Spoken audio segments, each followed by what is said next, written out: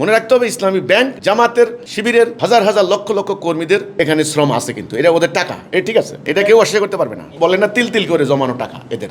হাসিনার টাইমে পত্রিকা পাইলাম ৮৪,০০০ কোটি টাকা ইসলামী ব্যাংকে জমছে। জমানো তো ইসলামের মূল অর্থনীতির বিরুদ্ধে, ক্যাপিটালিজম তো ইসলামের বিরুদ্ধে।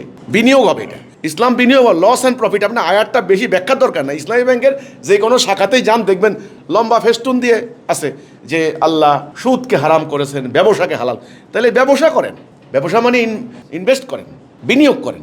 সেটা না করে এত টাকা জমলো কেন ওখানে? এই জন্য তো হাসিনার দৃষ্টি ওখানে গিয়েছে। দৃষ্টি মানে রাষ্ট্র যারা পরিচালনা করবে তারা তো সেটা নিবেই, কোথায় টাকা আছে, কার কাছে আছে।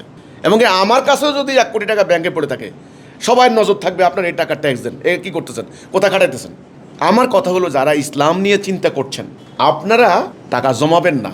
এটা নতুন করে পুঁজিপতির জন্ম হবে, ক্যাপিটালিজমের জন্ম হবে, ইসলামের মূল স্পিরিটের বিরুদ্ধে এটা। দেখেন, এখন সরকার কিন্তু বাজেট করছে, বাংলাদেশের সবচেয়ে লার্জেস্ট বাজেট এ পর্যন্ত দেখা যাচ্ছে, প্রায় ৯.৫ লক্ষ, মানে ৯,৩৮,০০০ কোটি টাকা। এখানে প্রায় ৭ লক্ষ কোটি টাকা হলো খালি ভিতর থেকে ট্যাক্স কালেকশন করা হবে। এটা কিন্তু আমি শুরুতে আপনি যে ইসলামী ব্যাংক নিয়ে কথা বলেছেন, সরকারের সবচেয়ে বড় বাজেট, বিগ বাজেট, এটা লার্জেস্ট বাজেট বলা হয় এই যাবৎকালের। এটা নিয়ে অনেকে আশঙ্কা প্রকাশ করছেন যে বাজেটের বিশাল একটা অংশ গ্যাপ থাকবে। এখন সরকার জনগণের উপর ট্যাক্স বসাচ্ছে। দেখেন, অনেক ক্ষেত্রে কিন্তু এই যে বাইকার যারা, এদের উপরও কিন্তু মোটরসাইকেল যারা চালায়, ওদের উপরও ট্যাক্স বসাচ্ছে। তো জনগণ কিন্তু কয়দিন পরে বোঝা যাবে এটার রিপার্কেশন কি হতে পারে। মানে গ্রাহকদেরকেও টিন সার্টিফিকেট নিতে হবে, তার মানে আপনার ট্যাক্স চতুর্দিক থেকে বসানো হচ্ছে। সেটারই অংশ হিসেবে গভর্নমেন্ট চিন্তা করবে কোন ব্যাংকে টাকা আছে, কোন ব্যাংকে টাকা আছে। তো আপনি ইসলামী ব্যাংকে যদি টাকা থাকে, সরকার নিবে না? সরকার তো নিবে। আমি এটা যৌক্তিক অযৌক্তিক সেটা বলছি না, নিবে।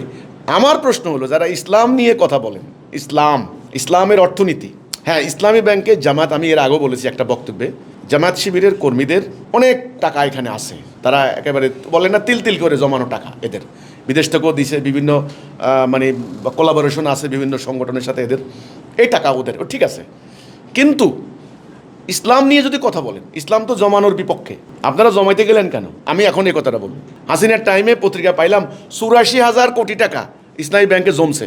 জমানো তো ইসলামের মূল অর্থনীতির বিরুদ্ধে, ক্যাপিটালিজম তো ইসলামের বিরুদ্ধে। বিনিয়োগ হবে এটা, ইসলাম বিনিয়োগ, লস অ্যান্ড প্রফিট। আপনার আয়াতটা বেশি ব্যাখ্যার দরকার না। ইসলামী ব্যাংকের যে কোনো শাখাতেই যান দেখবেন লম্বা ফেস্টুন দিয়ে আছে যে আল্লাহ সুদকে হারাম করেছেন, ব্যবসাকে হালাল। তাহলে ব্যবসা করেন, ব্যবসা মানে ইনভেস্ট করেন, বিনিয়োগ করেন। সেটা না করে এত টাকা জমলো কেন ওখানে? এই জন্য তো হাসিনার দৃষ্টি ওখানে গিয়েছে। দৃষ্টি মানে রাষ্ট্র যারা পরিচালনা করবে তারা তো সেটা নিবেই, কোথায় টাকা আছে, কার কাছে আছে। এবং আমার কাছেও যদি ১ কোটি টাকা ব্যাংকে পড়ে থাকে, সবার নজর থাকবে আপনার এই টাকার ট্যাক্স দেন, কি করতেছেন, কোথায় খাটাইতেছেন। আমার কথা হলো, যারা ইসলাম নিয়ে চিন্তা করছেন, আপনারা টাকা জমাবেন না। এটা নতুন করে পুঁজিপতির জন্ম হবে, ক্যাপিটালিজমের জন্ম হবে, ইসলামের মূল স্পিরিটের বিরুদ্ধে এটা, ইসলামের মূল এসেন্সের বিরুদ্ধে, এগেনস্টে। আল্লাহ কোরআনে বলছেন খরচ করো, খরচ করো, খরচ করো। অর্থনৈতিক সাম্য অবস্থা এটাকে বলা হয়, অর্থনৈতিক ন্যায় বিচার, ব্যালেন্স, সুষম বন্টন। আপনি যদি ১ বালতি পানি এনে বালতিতে জমা করে রাখেন, দেখবেন মানে ওই শুকনো জায়গা সেটা শুকনা, আর বালতির পানি যদি আপনি যদি দেন, মানে ঢেলে দেন, তাইলে ওই গর্তগুলি পূরণ করে নেবে। এটা হলো নিয়ম। তো কাজেই টাকা যখন জমে গেল, তখন এই সরকারগুলির নজর সেখানে যাবে, সরকার সেগুলিকে নেবেন, নানানভাবে নেবেন। কারণ বাজেট অনেক বড়, বাজেট গ্যাপ মানে ফিল আপ করতে হবে, সে টাকা লাগবে সরকারের। এখন আপনারা এই টাকা জমা করবেন কেন? আপনারা বিনিয়োগ করেন, ইনভেস্ট করেন, জনকল্যাণে সেটা ব্যয় করেন, তাহলে দেখবেন আর নিতে পারবে না, নেওয়ার কোনো সুযোগ থাকবে না।